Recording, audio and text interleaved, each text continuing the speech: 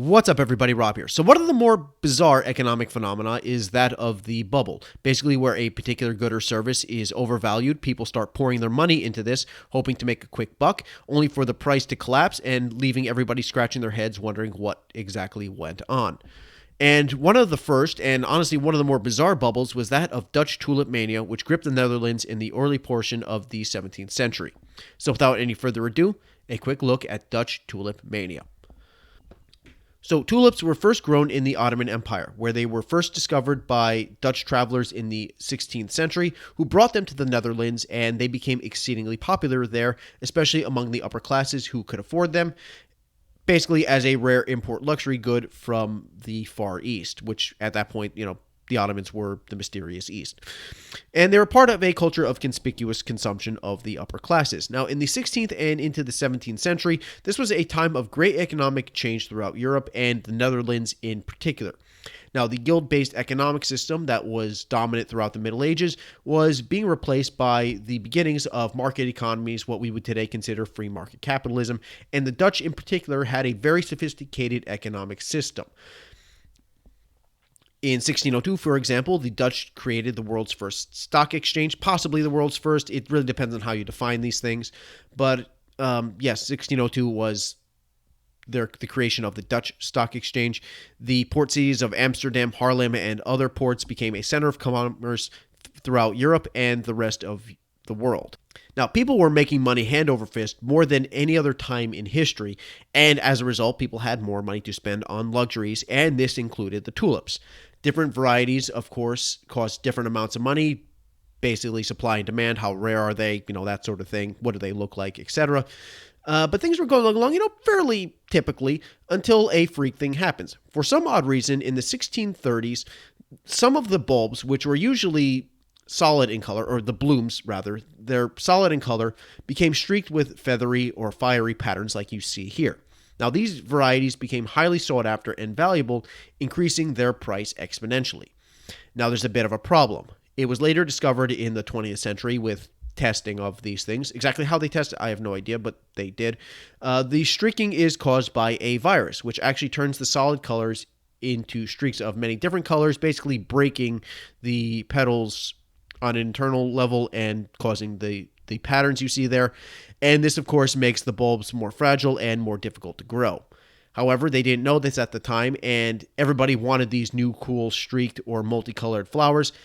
And more importantly, they wanted the bulbs that you can grow them with.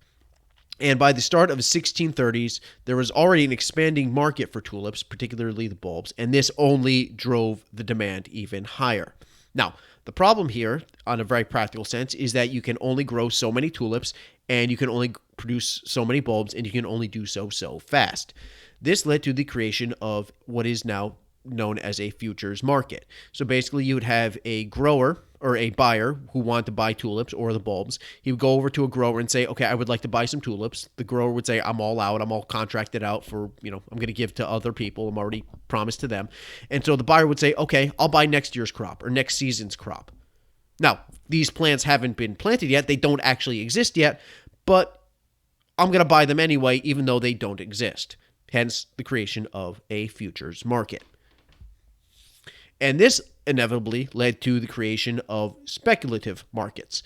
Now, basically, what's going to happen is this guy would take out a contract, say, for 100 guilders per bulb, which is already an exorbitant price. And then what I'm going to do is I'm going to take that contract, 100 guilders per bulb. I'm going to then sell it to somebody else for 200 guilders or 300 guilders, 1,000 guilders per bulb. And this was as demand was skyrocketing for plants that haven't even been planted yet. So basically, hundreds, if not thousands of guilders were exchanging hands over bulbs that don't actually exist. Boom, we have a bubble. And the price went through the roof into the stratosphere.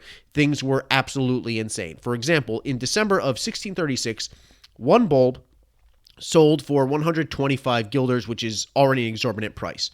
In February of 1637, just 2 months later, that same bulb was then sold for 1,500 guilders. In one pamphlet, which was showing bulbs that were available for sale, there was a variety that was available for 5,200 guilders. And to give you an idea how much a guilder is worth, a craftsman, a skilled craftsman, basically what you would consider today sort of like a middle-class guy. His yearly salary was roughly 300 guilders. So we're talking years, maybe even decades worth of savings of your entire income for decades to get a single bulb of a tulip flower. Now, this led to tales of vast fortunes being made overnight, and as soon as anybody had any sort of money at all to get involved, they got in on the act. People scraped together money so they could speculate and join into this market. Merchants, rich people, craftsmen, basically anybody who had any money to spare would be buying and selling, trading bulbs, trading and selling their futures. Especially in the more expensive and rare bulbs, the less wealthy people spending their money flipping more mundane varieties whose price was also shooting up. I mean, yes, the ones with the streaks on it were much more valuable, but even the solid colored ones, their price shot up as well. And this is the result of a phenomenon which you still see today called FOMO, or fear of missing out. Basically, when a particular bubble is at its height, people are wanting to join in, hoping that they don't actually miss out on the opportunities. And usually this ends up pretty badly for people, but basically 17th century Netherlands is no different than people today. You can just watch people's reactions to crypto or a certain stock or anything like that that's shooting up. You see FOMO all the time. So over the winter of 1636 to 1637, tulip prices spiked 1,000-fold.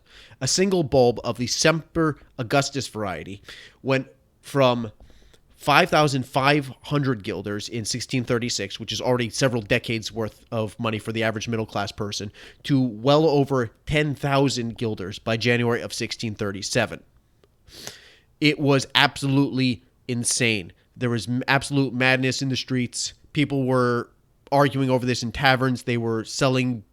It was chaos. It was just absolute, utter chaos. Then in February of 1637, the bubble popped. Nobody's exactly sure why, but many people believe the catalyst was an auction for tulip bulbs in the city of Haarlem, where not a single bulb was sold. Nobody's exactly sure the cause of this, why no one... Now, nobody's exactly sure why.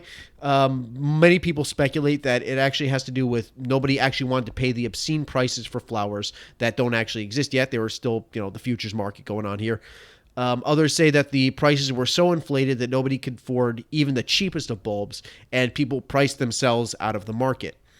I think it's actually a lot simpler than that. I think there was this collective realization that people were paying lifetimes worth of money on a flower that looks pretty for a few days and then dies and has no real value after that. You can't really do anything with it. You can't eat it. Apparently, I've never tried tulip, but apparently it's incredibly bitter, and some varieties are actually toxic, so I wouldn't recommend it. You can't really...